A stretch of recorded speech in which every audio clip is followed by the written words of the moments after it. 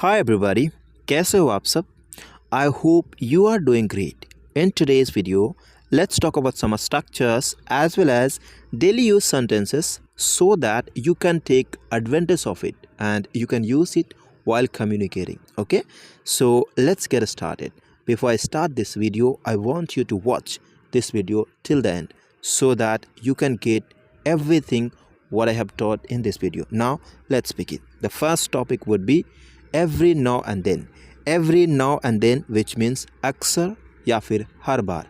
In Hindi we often say अक्सर, अक्सर और हर बार. Okay, at that time you have to use every now and then. Okay, so let's see some example here. Okay, the first example would be चिंता मत करो, हर कोई गलतियां करता है, हम सिर्फ उनसे सीखते हैं और आगे बढ़ते हैं. हर बार थोड़ा थोड़ा करके मैं भी गलत कर देता हूँ, तो मैं कह सकता हूँ don't worry, everyone makes mistakes, we just learn from them and move on. Every now and then even I mess up. Okay, हर बार थोड़ा थोड़ा करके, इवन यहाँ पे थोड़ा एम्फेसाइज कर रहे हैं, मैं भी गलत करता हूँ, आई mess up. Okay, alright. Second sentence would B काफ़ी समय हो गया है, अक्सर मैं तुम्हारे बारे में सोचता हूँ, क्या तुम ठीक हो? It's been a while, every now and then I think about you, have you been well, have you been well. Okay, the next topic would be put aside. Put aside which means बचा कर रखना. When you save something you could say put aside. Okay, let's see some examples here as well. मैं हर महीने कुछ पैसे बचा कर एक नई साइकिल खरीदने के लिए अलग रख रहा हूँ, तो मैं कह सकता हूँ I'm putting aside some money each month to buy a new bike. Okay, या new bicycle, whatever you want to purchase you could say. Alright, second sentence would be हे, क्या तुम एक मिनट के लिए उस किताब को अलग रख सकते हो, मुझे आपसे बात करनी है. ओके, मतलब अलग रखने के सेंस में पुट असाइड को यूज़ कर सकते हैं, no doubt. Hey, can you put aside that book for a minute, I need to talk to you, I need to talk to you. The next topic would be wear off. Wear off that means धुंधला पड़ जाना या फिर हल्का पड़ जाना. At that time you could use wear off. Okay, so let's see example here.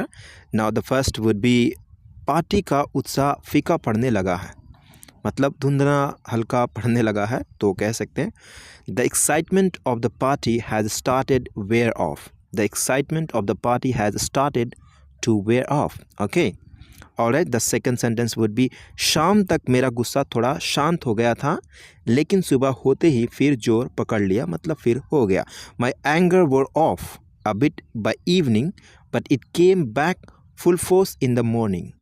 My anger wore off a bit by evening, but it came back full force in the morning. Okay, इस तरह से आप भी बना सकते हैं. The next topic would be at stake. At stake that means खतरे में दांव पर. Okay, at that point of time you can use at stake. It's very interesting, you can use it. Okay, so now let's see some examples here. The first example would be उसकी job खतरे में है, his job is at stake, his job is at stake. Okay, तुम्हारी सोच हमारे जीवन को खतरे में डाल सकती है, your thought may put our lives at stake, मतलब दांव पर, खतरे में. ओके, ऑलराइट, आगे बढ़ते हैं. अगर आप स्ट्रक्चर्स का ई बुक चाहते हैं तो इस वीडियो के डिस्क्रिप्शन में लिंक दिया हुआ है, जिससे आप परचेस कर सकते हैं. Okay, the next topic is going to be then and there. Then and there which means तभी के तभी, मतलब वहीं के वहीं, तभी के तभी. Alright, let's see some examples here. मैंने उसे तभी के तभी पैसे लौटा दिए थे. I returned the money then and there. I returned the money then and there. Okay, मैं तभी के तभी उत्तर नहीं दे सका. I couldn't answer then and there. I couldn't answer then and there. All right. The next topic would be turn against. Turn against का मतलब होता है किसी के खिलाफ खड़े हो जाना या किसी के खिलाफ चले जाना. उस जगह पे आप turn against को यूज़ कर सकते हैं. Okay, जिस पर मैंने इतना भरोसा किया था उसने ही मुझे धोखा दिया. The one I trusted the most turned against me. The one I trusted the most turned against me. Second sentence would be कठिन समय में ही पता चलता है कि कौन साथ देता है और कौन पीठ दिखाता है. Only in tough times we come to know who will stand by us and who will turn against us. Okay. The next topic would be watch over. Watch over, what does it mean? It means निगरानी करना Okay, at that time you can use watch over. Let's see examples here as well. मुझे आश्चर्य है कि मेरी दादी अब कैसी होगी, मैं उनकी इतनी दूर से देखभाल नहीं कर सकता. I wonder how my grandmother is doing now. हम पूछते हैं ना आप कैसे हो, how are you doing. Okay, उसी सेंस में यहाँ यूज़ किया गया. I can't watch over her from here. Alright. Second sentence would B मुझे लगता है कि यह कुत्ता घर की अच्छी तरह से रखवाली कर सकता है. I think this dog can watch over the house well. अगला टॉपिक है all at once. All at once का मतलब होता है एक साथ या फिर अचानक. दो मीनिंग होता है इसका. ओके, तो आप तो एक साथ के सेंस में यूज़ करेंगे, इसके अलावा अचानक के भी सेंस में यूज़ कर सकते हैं. जैसे सब कुछ एक साथ करने की कोशिश मत करो, समय लो और एक एक कदम बढ़ाओ. Don't try to do everything all at once. Take your time and one step at a time. Alright. The second sentence would be हमें प्रोजेक्ट को एक ही बार में पूरा करना है, कोई छुट्टी नहीं. Okay, we need to finish this project all at once, no breaks. एक साथ बहुत कुछ हो रहा था और मैं ध्यान केंद्रित नहीं कर पा रहा था. Too many things were happening all at once and I was not able to focus. Second sentence would be दिमाग अचानक खाली हो गया, अपना ही नाम याद नहीं आया. My mind went blank all at once. I couldn't remember my own name. अगला टॉपिक है at all. थोड़ा सा भी, थोड़ा सा भी. Let's see how we can use this one in sentence. Okay? मुझे बहुत दुख है, मेरा थोड़ा सा भी आपको ठेस पहुंचाने का इरादा नहीं था. I'm so sorry. I didn't mean to offend you at all. I didn't mean to offend you at all. Okay? इससे कोई फ़र्क नहीं पड़ता. It doesn't matter at all. It doesn't matter at all. The next topic would be back out. Back out का मतलब होता है मुकर जाना. मुकर जाना, उस जगह पे आप यूज़ कर सकते हैं back out of को. Okay? आखिरी समय में मुझे उस बिज़नेस सौदे से पीछे हटना पड़ा. I had to back out of the business deal at the last minute. अपने वादे से मुकरने की भी मत सोचना, मतलब अपने वादे से मुकरने के बारे में सोचना ही मत, ऐसे कुछ है. Okay, don't even think about banking out of your promise. आखिरी समय में मुझे उस बिज़नेस सौदे से पीछे हटना पड़ा. I had to back out of the business deal at the last minute. मुझे पता है कि ये गलत है, लेकिन मुझे अपने वादे से पीछे हटना पड़ा. मैं इसे संभाल नहीं सका. I know it's bad, but I had to back out of my promise. I just couldn't manage it. अगला टॉपिक है be bound to. Be bound to, be मतलब is, am, are या फिर was were पास्ट में लगाएंगे. Okay, बिल्कुल निश्चित मतलब तय है, बाध्य है, उस जगह पे हम bound to को यूज़ करते हैं. जैसे वो चुनाव जीतने के लिए बाध्य है, मतलब जीत ही जाएगा, जीतना तय है, हर कोई उसे प्यार करता. He is bound to win the election. Everyone loves him. Everyone loves him. Second sentence would B जब आप कुछ नया सीख रहे होते हैं तो गलतियां करना लाजमी है, बिल्कुल तय है. You are born to make mistakes when you are learning something new. अगला टॉपिक है नो मोर. नो मोर का मतलब होता है अब और नहीं. ओके, सिंपल है, अब और नहीं मतलब ख़त्म. ये खबर झूठी है, सच जल्द ही आपको पता चल जाएगा. This news is fake. The truth will be no more a secret soon. मतलब ये सीक्रेट और नहीं रहेगा. ऐसे सेंस में आपको नो मोर को ऐसे भी यूज़ कर सकते हैं. और तो और एक सिंपल यूज़ है, अब वो नहीं रहे, he is no more. Okay, simple. अगला टॉपिक है be all ears. Be all ears का मतलब होता है बहुत ध्यान से सुनना. ओके, उस जगह पे आप बी ऑल ईयर्स को यूज़ कर सकते हैं. सिंपली आप कह भी सकते हैं कान खोलकर सुनना, तो आप कह सकते हैं बी ऑल ईयर्स. ओके, जैसे कृपया आगे बढ़े, मैं आपका प्रस्तुतिकरण सुनने के लिए तैयार हूँ, मतलब presentation. Okay, please proceed, I am all ears for your presentation. Second sentence would B देरी के लिए क्षमा चाहता हूँ, लेकिन अब मैं आपकी चिंताओं को सुनने के लिए तैयार हूँ. तो मैं कह सकता हूँ I apologise for the delay but I am now all ears for your concerns. Okay, अगला टॉपिक है body and soul. Body and soul का मतलब होता है जी जान से.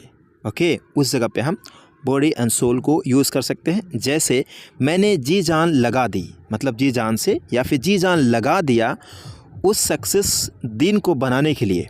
आई work body and soul to make this day a success. To make this day a success. Simple है, I worked body and soul to make this day a success. Okay, the second sentence would be मैं जी जान लगा दूंगा आपको पाने के लिए. I will dedicate body and soul to get you. I will dedicate body and soul to get you. अगला topic है get ahead of. Get ahead of का मतलब होता है आगे निकलना. ओके उस जगह पे आप गेट अहेड ऑफ को यूज़ कर सकते हैं. जैसे मुझे इस प्रोजेक्ट से 2 कदम आगे रहना होगा वरना बाद में मुश्किल होगी. तो मैं कह सकता हूँ I need to stay 2 steps ahead of this project. और या फिर और एल्स कह सकते हैं it will be a nightmare letter.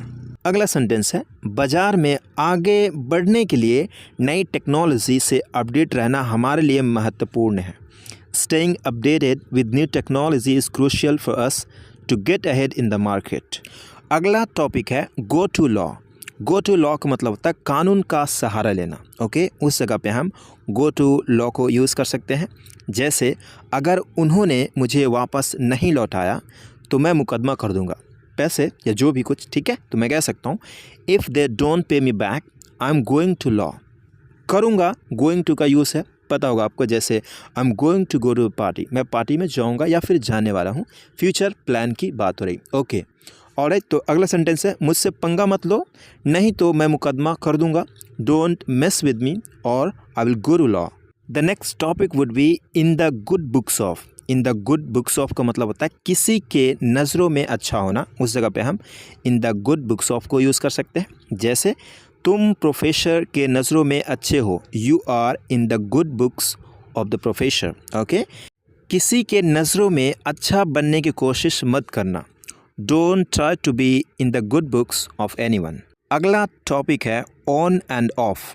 On and off का मतलब होता है कभी कभी. ओके कभी कभी मैं वहाँ जाया करता था. I used to go there on and off. I used to go there on and off. Okay हाँ कभी कभी, yes on and off, on and off. Okay इस तरह से आप यूज़ कर सकते हैं. अगला टॉपिक है eight the most. Eight the most को आप एट मोस्ट भी कह सकते हैं, ज़्यादा से ज़्यादा. ओके जैसे ज़्यादा से ज़्यादा तुम मुझे ऑफिस से निकलवा सकते हो.